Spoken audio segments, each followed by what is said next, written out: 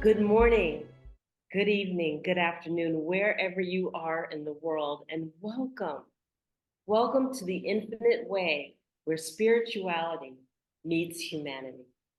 And it brings me great honor to bring forward our guest, Louis-Virie Blanche, the Cherokee-Lumbee, Choctaw, Blackfoot, Afro-French, Creole, Gumbo, guy. And that's all that needs to be said to describe this gentleman. Welcome. Welcome, Louis. Bless you, bless you. Aloha, hola, ho, hello. It's profound to be with you, and the electricity is amped up into higher frequencies. The more we dwell in each other's presence, it's just such a blessing. Thank you so much. And I have to say thank you so much because you bring so much to this world in terms of your music, the Hmm. power of your words as a poet, Hmm. and the wisdom of ancient numerology, gematria. I don't even know where to begin. So I believe my heart calls to say to start with your music. And I know that music is an inspiration here in Africa. I'm in Angola. Everyone has a song. Hmm. Everyone. And so, what is your song? What is the song of your heart that sings, that inspires this beautiful music to come through you? I sing a sun song, a light song, a sky blue song, a sun song, a light song, sky blue song, sun. Now Ah, that song I wrote in the Sky Islands of Sonora. I was on the Mexican border in Arizona, mm, and the desert has a spirit. mhm. And when I call myself this Cherokee-Lumbee, Choctaw, Blackfoot, Afro, French, Creole, Gumbo, guy, my name is Louis-Virie Blanche. My father's side of the family was from New Orleans. My mother's side of the family was from North Carolina. And my father was in the military.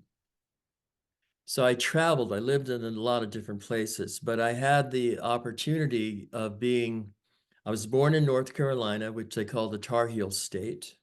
Mhm. And my Cherokee grandmother and mother were very spiritually oriented women, very strong women.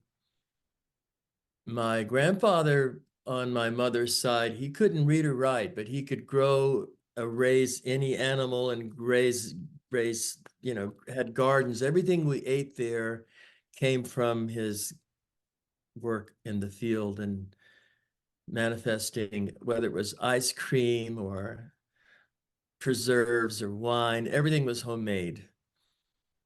But there was music. My family, my mother and father were multicultural people, but they had African friends and Asian friends and Spanish friends. And I was growing up in a melting pot of cultures. And oftentimes people are asking me, well, what are you? I wasn't fitting categories in the way that I looked and my mannerisms and the things that I was interested in. But that multiplicity of culture, music, and food was something my parents really blessed me with. And so when you're traveling and meeting different cultures and different people, and the way my parents were, every weekend was like a potluck of all these different foods and music. And I was soaking it in, as a little boy, I was taking it all in. And my first babysitter, I lived in North Carolina up until about the age of 6. And our next door neighbors were this elderly Cherokee couple. And they were very influential in my life initially, because my mother and father both worked. I'm an only child, and I would spend time with Mr. and Mrs. Evans. And they cooked fry bread on their little wooden stove, and they had certain mannerisms. They had chickens and rabbits and all these things running around their yard. And but I was traveling and I was being asked all the time, like, what are you? Who are you? What are you? And about the age of 8 or 9, I started telling people that I was a man of the universe. And later on in life, I thought, well, I hope they didn't think I was this little arrogant boy telling people I was a man of the universe. But I didn't really have this fixated racial identity. Mm-hmm. And I was usually the only person of color in the schools I was going to, or one of very few people of color. But traveling, I made my way through North Carolina, South Carolina. We lived in New York. I've lived in Florida, Colorado, Arizona, California. We lived in France. By living in France, my name, Louis-Virie Blanche, I got to hear the French Creole of my father's New Orleans culture Mm-hmm. and while living in France. And then when we left France, we moved to Arizona. And Arizona is a kind of like New Orleans is a country unto itself. Arizona is, in a way, is like a country unto itself because there's Hopi and Navajo and Apache and Gila, all these Indian tribes throughout the state of Arizona. And I fell in love with the land. I went horseback riding every weekend. Mm-hmm. The military base where my father was stationed happened to be the home of the Buffalo Soldier. And my father, when he joined the military in 1943, he signed his name, my grandfather's name, in order to join the military at the age of 15. Wow. Because my father was 6'6", and they called him Treetop. And he had friends that were older because he was taller, but all his older friends went off to war. And he was left and he wanted to do his part. And so he signed my grandfather's name, joined the military at 15, and he actually became a Buffalo Soldier. His Mm. first tour of duty as a Buffalo Soldier, he was in Calvert. And at that time, the military was segregated. Yes. But, you know, I lived this life traveling, went to France, came to Arizona, and I could go out to the stables and rent a horse for $1 an hour, which was phenomenal. You know, I would ride all day, 5, 6, 7 hours. And I rode through the southern Arizona Mexican border area, a place called the Huachuca Mountains, which the Indians call Thunder Mountain. And it's the land of Cochise and Geronimo. And a lot has happened there. The land carries a spirit, you know, and the things that have happened sometimes in the land, we have to purge and redeem and rejuvenate the purity of the land when so many things may have happened in certain areas. But you just get a sense of that. So I rode horses all day Saturday and all day Sunday every weekend. And then I found myself going to college in Tucson, Arizona, and they have these saguaro cactus. This is a depiction of the saguaro cactus here. Yes. And the saguaro cactus, when they're 7, 8, 9 feet tall, they've been around for hundreds of years. It takes 50 years to grow an arm. So if you see a saguaro cactus that's got 4 or 5 arms and it's standing 9, 10 feet tall, they're like sentinels. They're like messengers. At least that's what I thought. And I was doing what they call riding shotgun. I was being driven in a car in the passenger seat, and I'd see the saguaros passing by. And that's actually how this drawing came to be depicted, because the saguaro here, they morph into being people. Yes. And in my imagination-laden, mystery-laden mind, I'm seeing the desert speak to me. Wow. Mm-hmm. And I'll share this with you afterwards, but I drew a picture of just this saguaro with one arm morphing into people. And I said to myself, or the desert said to me, there's spirits in those plants. There's beings in those saguaro. And so when I drew that, I eventually turned that picture into my logo. I don't know how well you can see it here, but I've got well, I can show you. I have a yarn and bead painting. Like, give me a moment. What I did was I opened this up and turned it That's wow. into, instead of being just one side, I opened it up so the saguaro was complete in the middle. And it still morphs into people. And what's interesting is when I had that first drawing of just half, I opened it up symmetrically so that the saguaro was in the center and the people went out from each side. Mm-hmm. And years later, I went back to the first picture that was half a saguaro with people going out one side. And something in my mind said to join those two pictures together, not from the middle as my logo looks, but do it from the other side. So where the saguaros turn into people, I got two transparencies as the voice directed me. I laid them together and I just fanned them open on a white background. They were just black transparencies with black lines depicting the saguaro and the people. And I did 13 movements. And every time I moved them, new images and new people came out of the drawing, which was what the voice originally told me, that there were entities, so to speak, spirits or beings in those sentinels. So I was deeply touched by the land out there.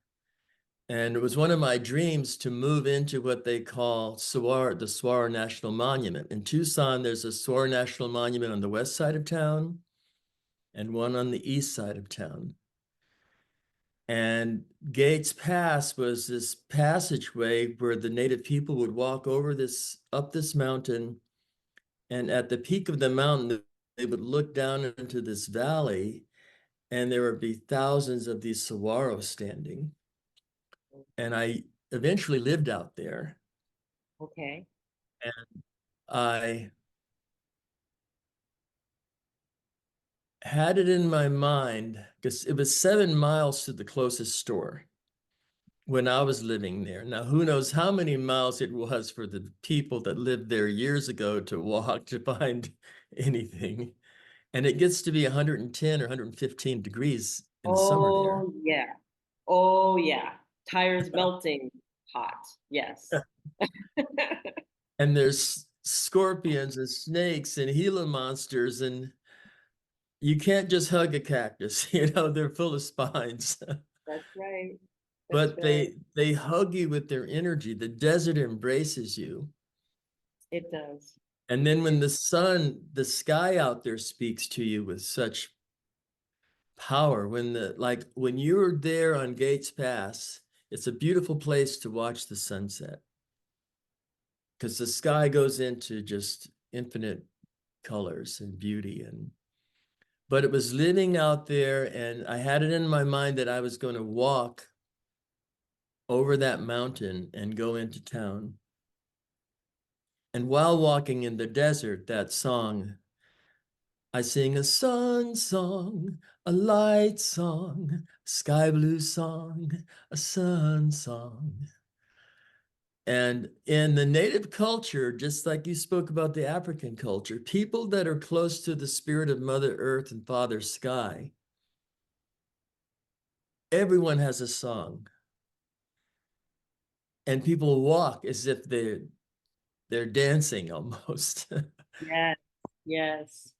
So I want to emphasize what you're sharing because I had the opportunity, some of my greatest teachings. Well, first of all, let me back up.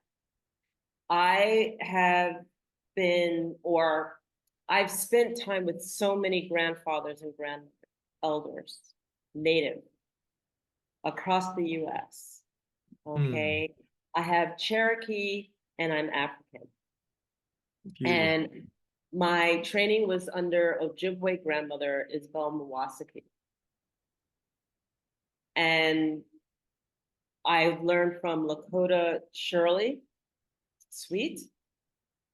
And when you're talking about Arizona, it brings me back to the time that I spent with the Hopi, with family Charlene and Joseph, and basically with grandfather Lynch Archuleta learning desert intensives and learning about the desert.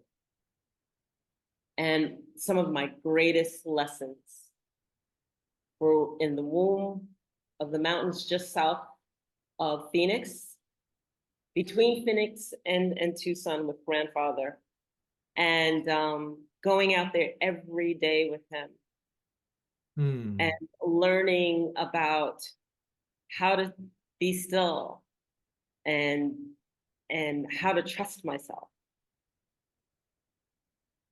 and the lessons that come when you're with an elder that says you know, working with the grandfathers out there, and when I say the grandfathers I mean the stone people that have been there for millions of years, Hmm. and learning to read the land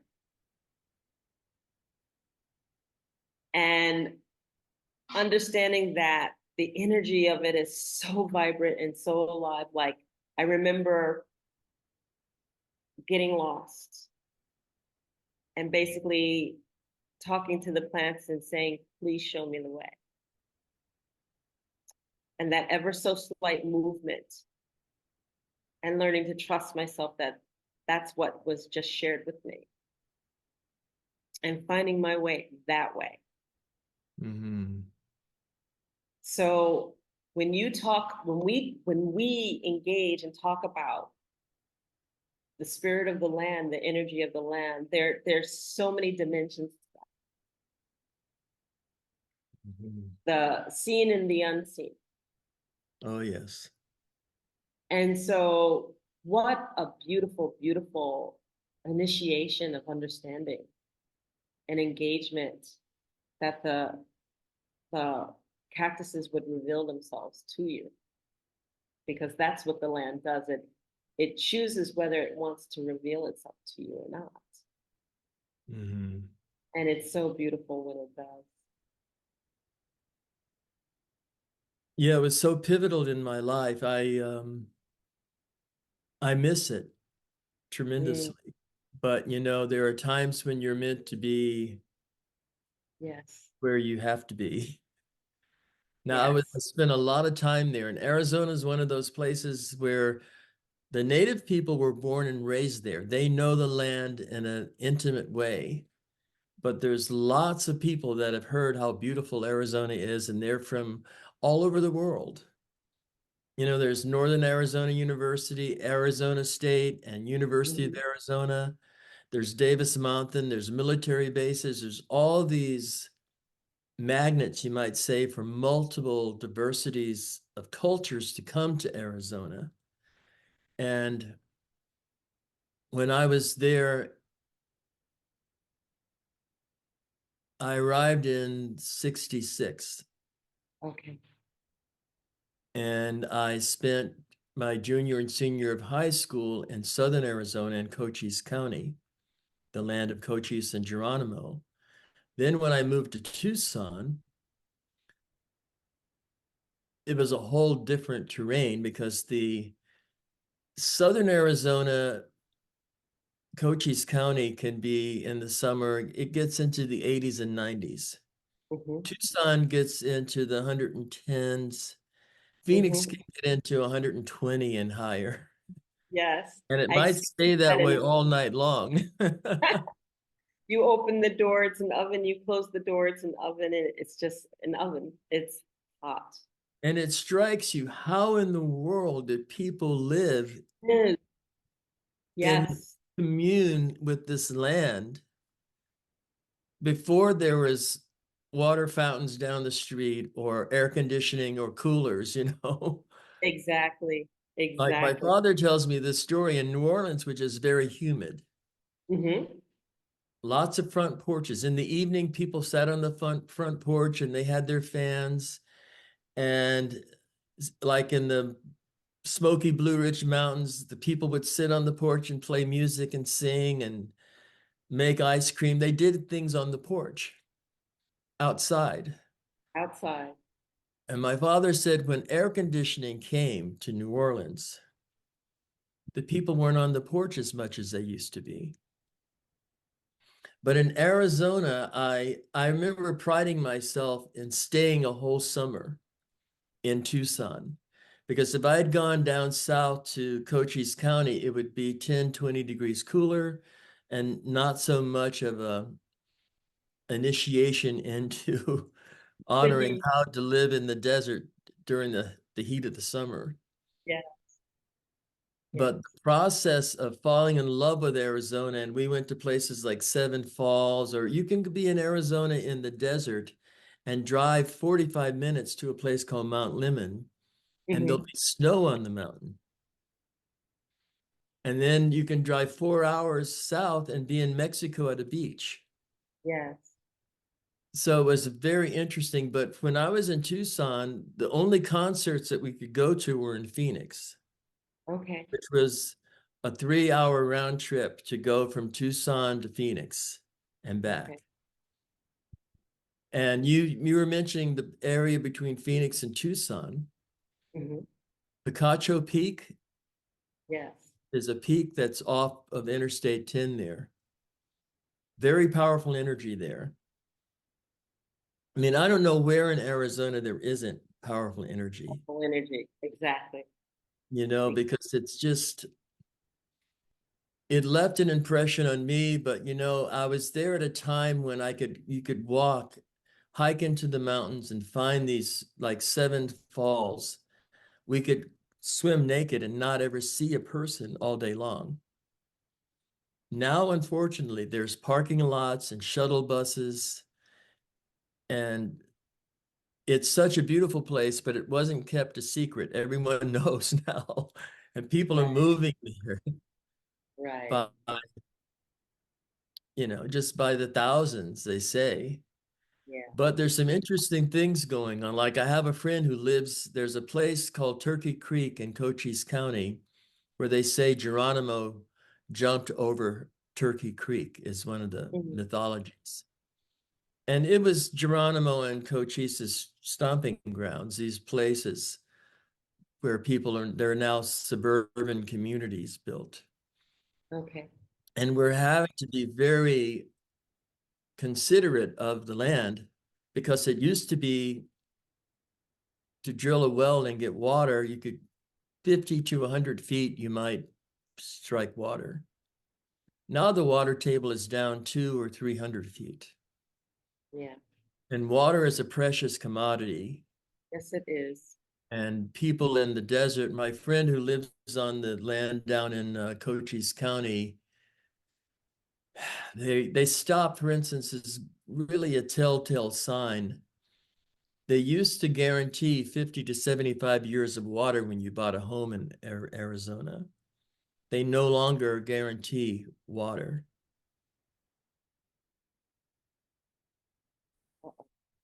The Navajo up in northern Arizona, the Navajo and Hopi share land. They're close to one another. On there. And Yes, they I do. knew people that lived in that area that were having water delivered to them daily. It's true. Yes. And it's a Very much. very, we're going through challenges now to honor Mother Earth and Father Sky the way that the first people lived there, when there were water fountains everywhere, when there were no air conditioners and things of that nature. But Right. it spoke to me, you know, it infused me with music and inspiration. I had journeys where I don't know if you've partaken of plant medicines, Hmm.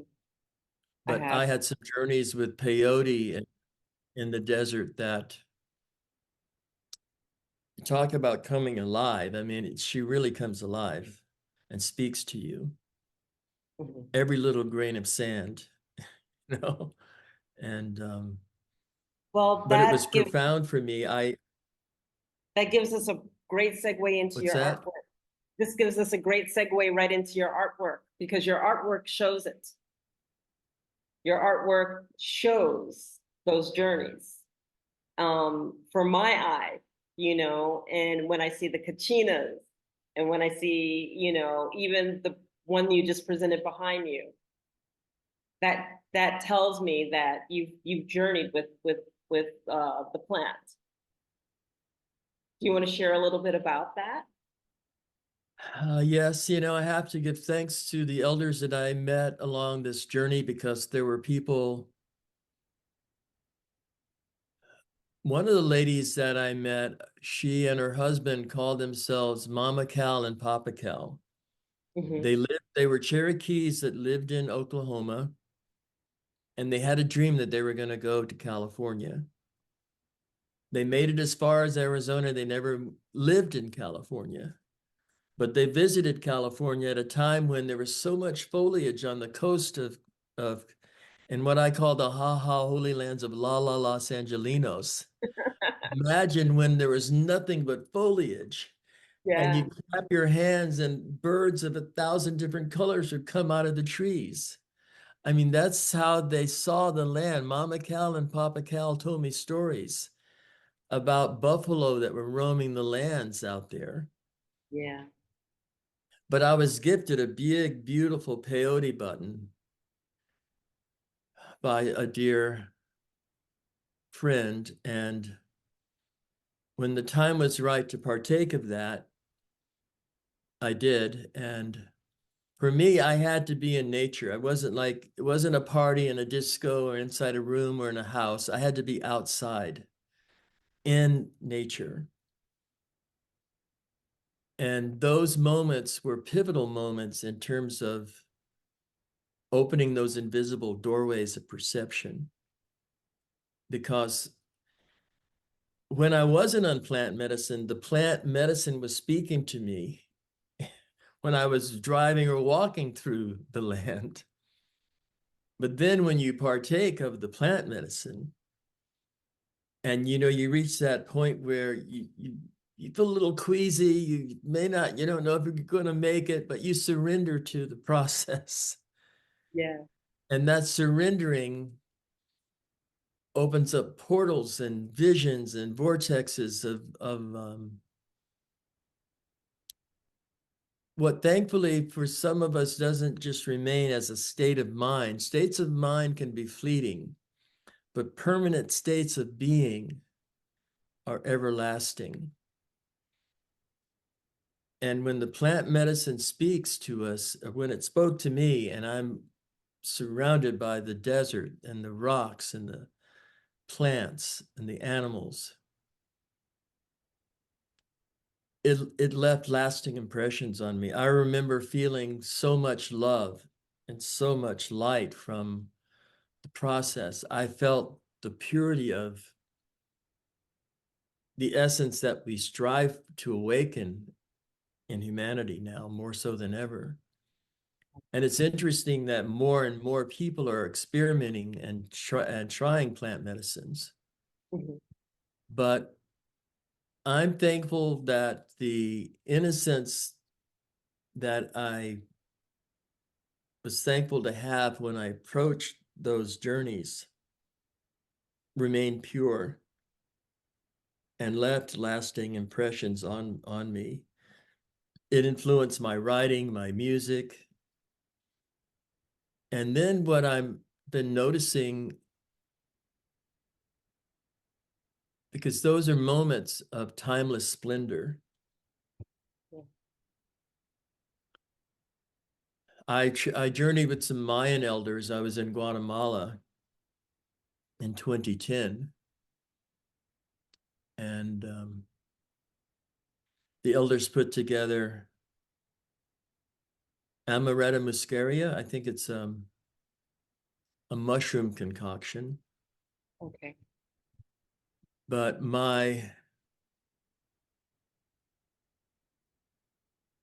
I saw myself at oneness with creation like never before through those processes. And I've been able to hold on to turn those fleeting states of mind into a more permanent state of being, because it's like once you've walked the path, you've blazed that trail, you can rediscover it. And it kind of puts not kind of, it puts a whole new perspective on all of existence. And I'm really, I have about 11,000 notes in my iPhone. And, you know, as a writer, you yearn to find your voice. And when you find it, it speaks to you, and it gives you a sense of accomplishment that, wow, something's happening here. I found my niche or my niche, or you've got something that sparks. I call them dream streams of poetic consciousness now. Mhm. And the journey, how Arizona, like I had some pivotal experiences in Arizona. I Yeah. had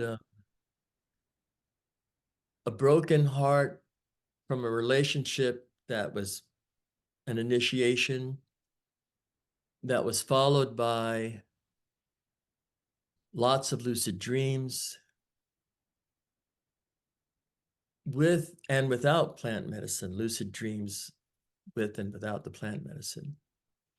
And then out of body experiences and near death experiences. I had a series of moments in Arizona where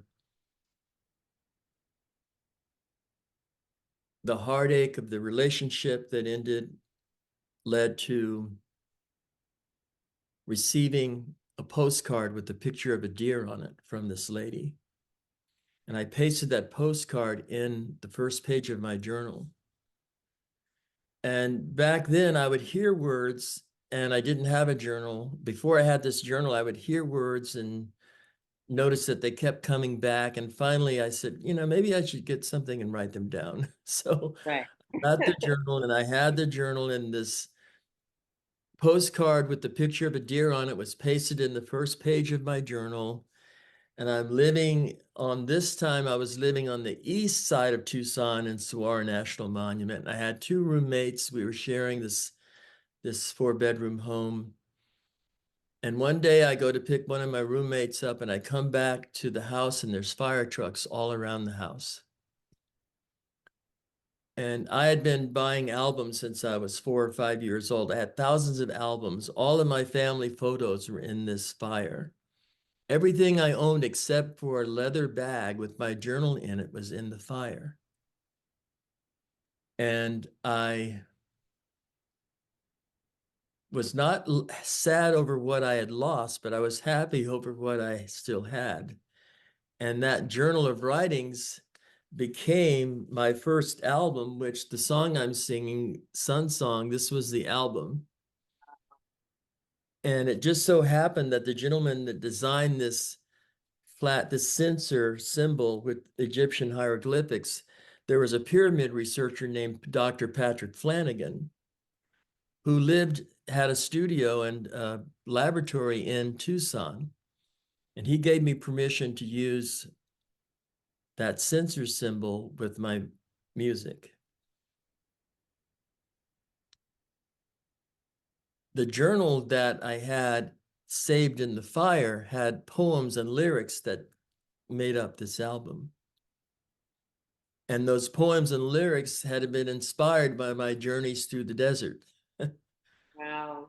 Okay. And I wasn't able to listen to the music of other people. I was now relying on my own creative spirit to express itself. So I did.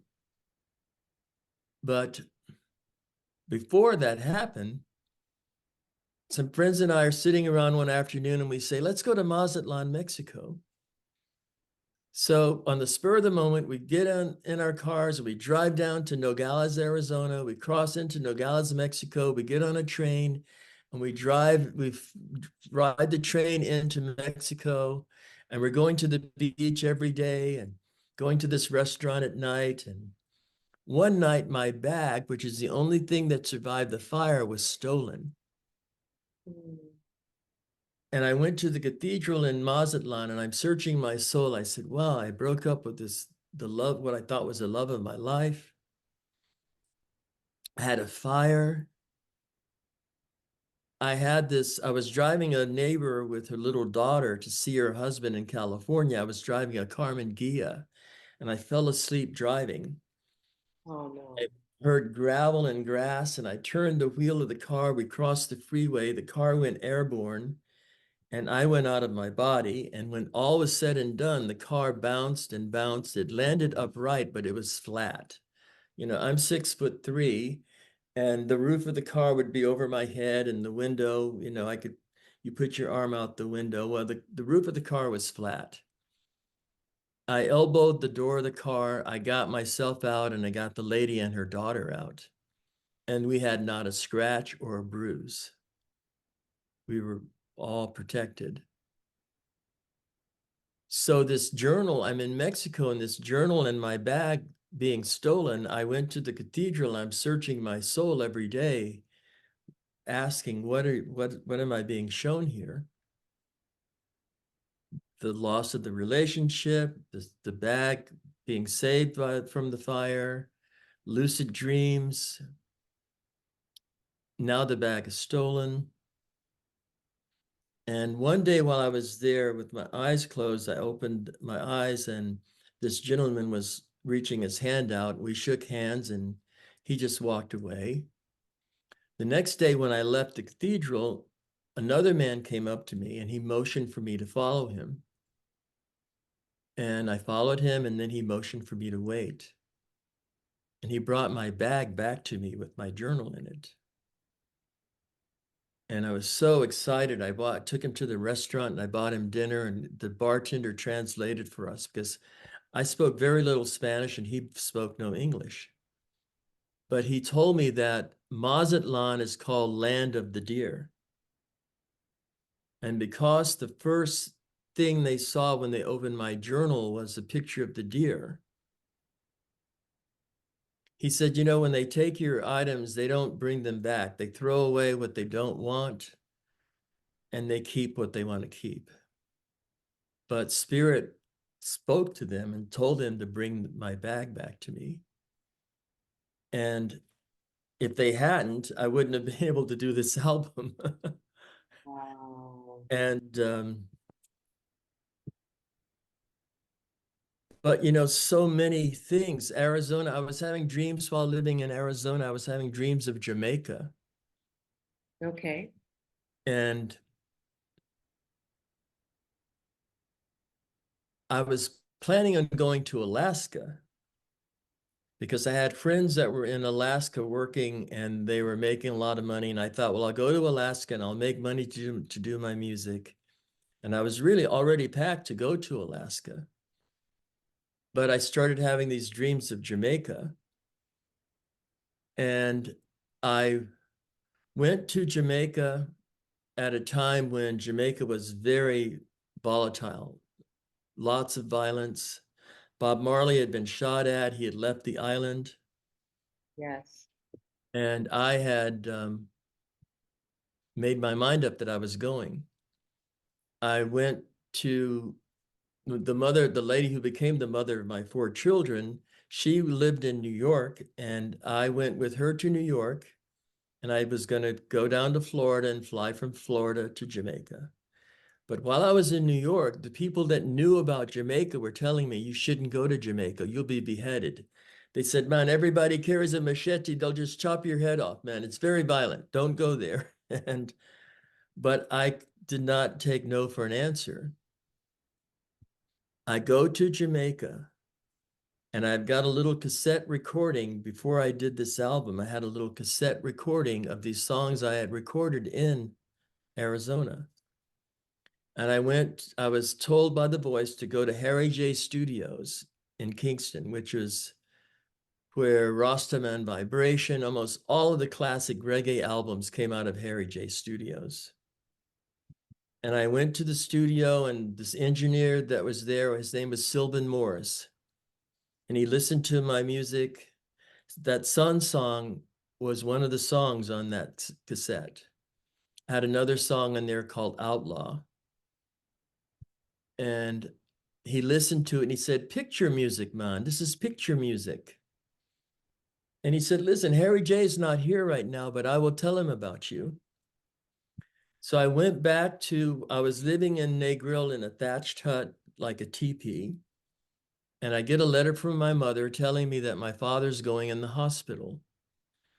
So the lady that would become the mother of my 4 children and I, we flew back to Arizona, to southern Arizona in Cochise County, where my father had been stationed at the home of the Buffalo Soldier. I get there, and my father was only getting a check, having any issues. It was just a checkup. But Jamaica was so violent, my mother wanted me out of there. So she used that as a means of getting me back home. So while I'm there, they build this statue commemorating the Buffalo Soldier. And I'm asked to do a poetry reading, which I do. And a few days after that happens, I get a call from Jamaica, and it's Harry J. And he says, man, Sylvan told me about you, man. Come back. I'll help you record your music. So I returned to Jamaica without the mother of my children. She stayed in Florida. I go down to Harry J Studios, and another friend of mine, a musician from Arizona, went with me. And we're staying at Harry J's house during the day and going to the studio. And Harry said, I'm going to help you record. And so I was just patiently waiting. This is April of 1978. Bob had left the island from being shot at. Right. And I have this song about, I'm singing my reggae, but you're shooting at me like an outlaw. I had written this song pertaining to What was going on? Yeah. yeah, but I had written it in Arizona. Okay. And Sylvan heard it on the cassette. And now I'm back in Jamaica, and Harry's going to help me record these songs. And one day the studio was real quiet, and I went around the corner to get some patties and soursop, and I come back to the studio, and there's cars everywhere. People all throughout the studio. And I come in, and the red light is on over the studio door, which means there's a session taking. In session. Yes. Taking place.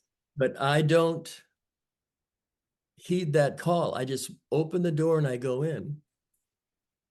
And there's Bob Marley, and there's this band, and I kind of squat against the wall, and they're recording a song.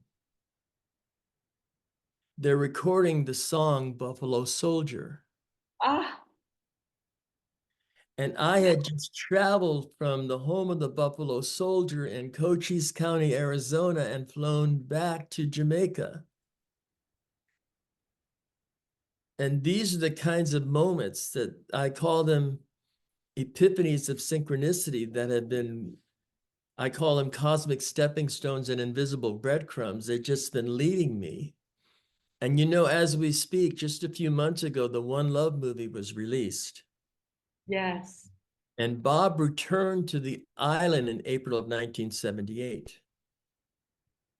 And there I was in the studio when he's recording Buffalo Soldier, and his home on 56 Hope Road was not a museum as it is now. It was pretty wide open. You could walk into the property, and I mean, I was given time at the studio. I recorded with Inner Circle. Towder Harvey from the Whalers. And over the years, I've had the blessing of Sly and Robbie, Soul Syndicate, members of the Peter Tosh Band, and Wow. the godfather of reggae. I wanted to record with him, and eventually I did that. His name is Ernest Ranglin. He is the guy that wrote and produced and arranged My Boy Lollipop, which was the first Caribbean multi-selling album. Now, I told this to Priscilla in my talk with her. In the 1950s, I was a little boy riding in the Buick of my parents, and I heard this voice come across the radio, and it was Harry Belafonte. Right. That was my first, that was Jamaica speaking to me way back then. So now I'm in 1978, and Bob's recording Buffalo Soldier. I've been given the studio time. And then I have another pivotal Jamaican moment where in the late 90s, in fact, I think 1997, I'm in Cochise County Jail in Southern Arizona, where I used to ride horses. I'm in the Cochise County Jail, and these men with swastikas tattooed on their forehead, and the Warrior Society have feathers tattooed on their cheeks, and a lot of people have teardrops running down their face. There's all kinds of Yeah. gang emblems, but these people are coming to my room and kind of confessing to me. And one day they say, "Hey man, there's a Jamaican brother downstairs and you've got to go talk to him." So I go down to talk to him, and he's dreadlocked, and I don't usually start singing to strangers, but I sang to him. And I said, "They tell me of a pie up in the sky, waiting for me when I die. But between the day you're born and when you die, they never even seem to hear your cry." And the lyric goes, "So as sure as the sun will shine, I'm going to get my share of what's mine. And the harder they come, the harder they fall, one and all." And I sang that to him. And I said, "Brother, you are Jamaican. You're Rastafari. You know what it means to go through trial and tribulation." And I told him, "You must be strong, brother," because he had two twin daughters and a wife.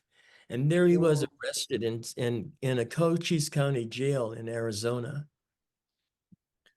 And they rang the bell for lights out. We had to go back to our room. So I went back to my room. I told him good night. I said, "Man, keep the faith." I went to my room. He went to sleep. That next morning, he came to my room. And in 2 days' time, we had written 15 songs together. Wow. Now he's a Wow. stranger, Jamaican in a Cochise County jail. We meet, and we're blessed with this bounty of inspiration. Those songs, I recorded 5 of them in Germany, and the other 10 I recorded in Jamaica at a studio called Jack Ruby's, where I had been in the 1980s.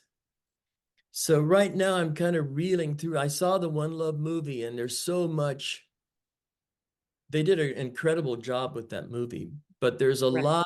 there's a saying in reggae lyrics that part of that story has never been told. So now you see the light, stand up for your rights.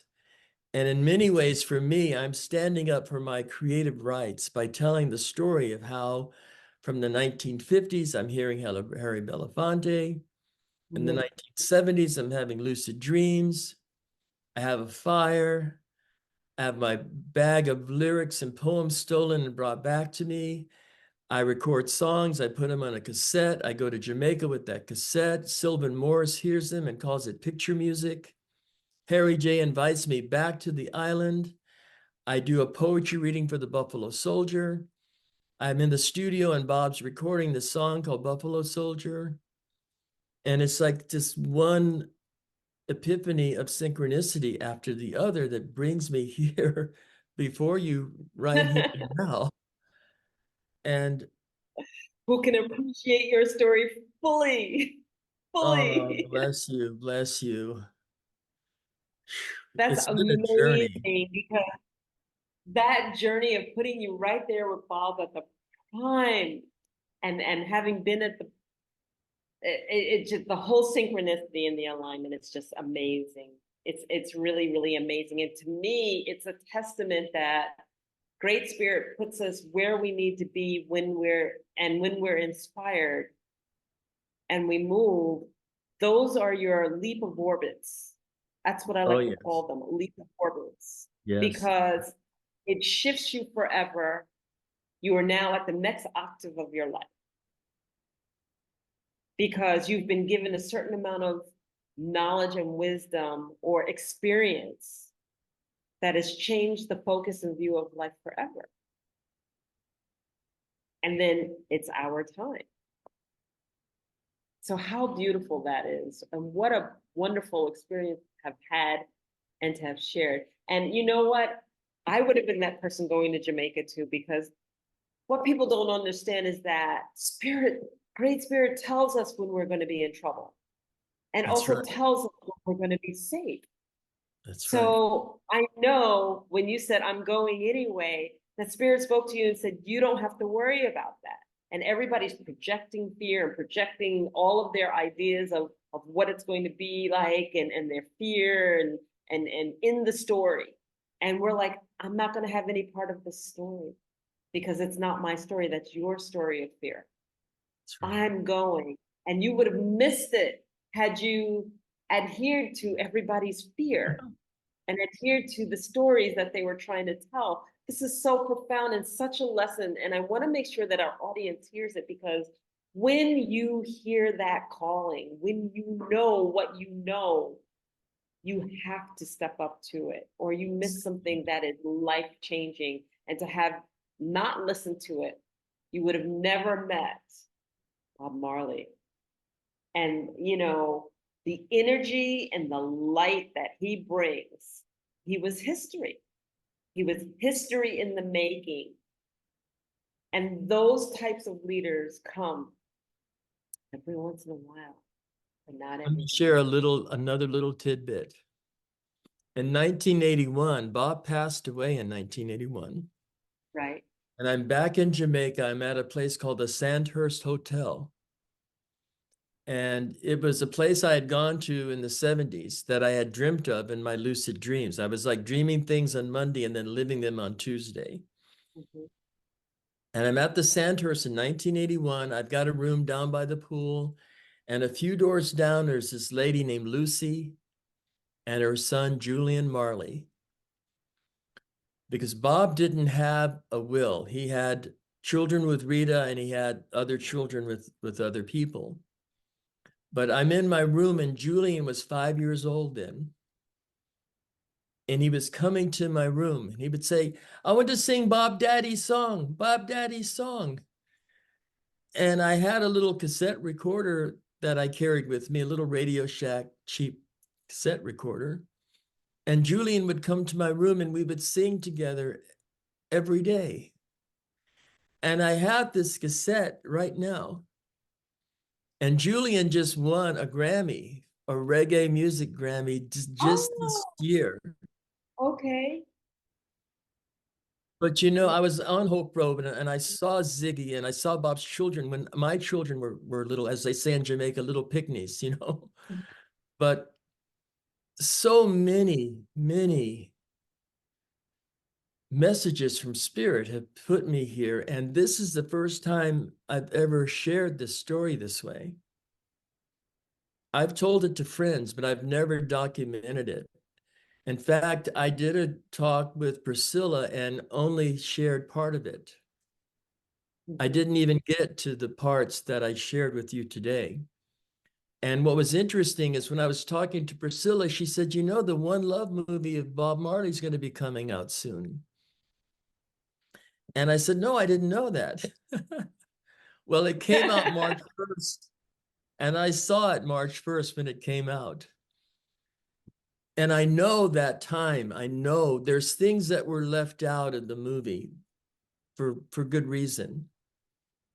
And then Yes. there's other aspects of what happened during that week of that One Love concert. Like I was given free studio time. I had the Towder Harvey from the Wailers and Inner Circle members, and Jacob Miller was in the studio with me. And I've gone on to have all these incredible experiences around Jamaican culture and Jamaican people. I had in 2014, when I went back to record those 10 of the 15 songs that were written in the county jail, I recorded in Jamaica in 2014. And Okay. I was told I had to go to a place called the Place of the White Lion. And I had been given an Akashic record reading in 2008 before I went to Egypt. I met this Akashic record reader by being gifted a reading. And then in 2014, I connected with her and she said, well, I said, I'm getting ready to go to Jamaica. And she says, well, you've got to go to the Place of the White Lion.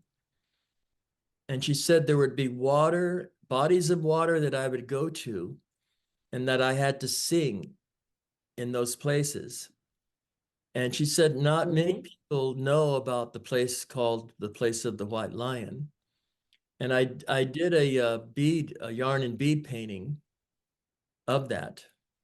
Give me just 1 minute. I would love to see it. Please, please. Oh, wow. Look at that. You have to speak to make sure that the camera goes over to you. Yes, the White Lion is a yarn and bead painting. And Yes. in 2014, the journey I took to Jamaica to record those songs that were written in 2 days' time, kind of the trip was interwoven with going to this place called the Place of the White Lion. And again, while in Mexico, I was studying with the Huichol master. The Huichol people do sacramental ceremonies with peyote. Mm-hmm. They do yarn paintings. They do beadwork for ornaments, but they don't generally do mixed yarn and bead in this format. Because what you Right. do is you get a piece of wood and you put beeswax on it. And the beeswax allows the yarn and the beads to adhere to the wood. And I'm going to pause you for a second because people don't understand how significant this is. So if you're a listener, you have to understand that the white lion and what it symbolizes is the protector of the gateway to different portals to it's significant. If you look at African history and you look at Egyptian history, whenever there was Isis, Nefertiti, Cyrus, they always had the white lion or white cats, large cats sitting next to them. Okay. Um, there is a book called The White Lion that'll talk to you about the significance of it in South Africa and how they're saving the white lions. However, they have symbolized the spirit of ancient ones for eternity. wow. And they are very significant throughout the history, African history, Native history. It's like a white calf buffalo. Exactly. Okay. They are ancient spirits. They are ancient spirits, reborn and reborn. And the Sanusis and Sangomas of South Africa are lion ones. They have lion Sangomas, shamans that specialize in nothing but the protectors and keepers of the lions of the. Okay, so this is really, really a profound symbolism, and to be guarded because you need to go home to the white lion just means that you need to acknowledge it. The white lion is with you. The white lion has always been with you.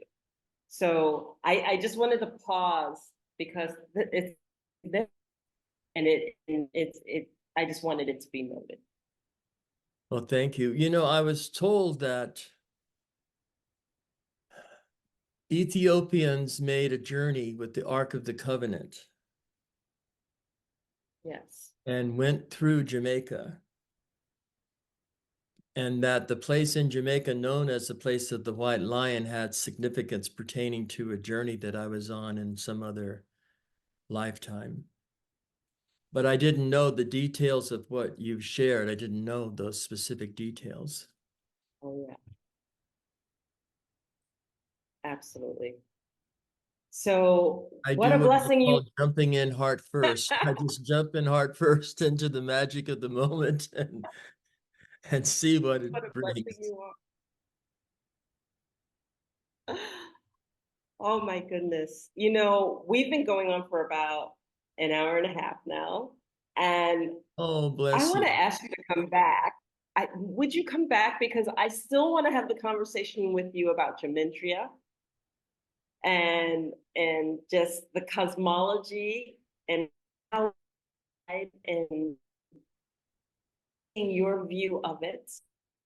And I Oh, would it still would be love my to pleasure, speak my about your pleasure. poem. Yeah, there's so many dimensions here. And if you would honor us, I would be so grateful. Well, I'm honored. I sometimes go, people aren't going to be interested in hearing all these stories about this, that, or the other thing, but I I'm finding, as we said early on, when that voice of quiet stillness whispers from the grace of eternity, it's time to listen.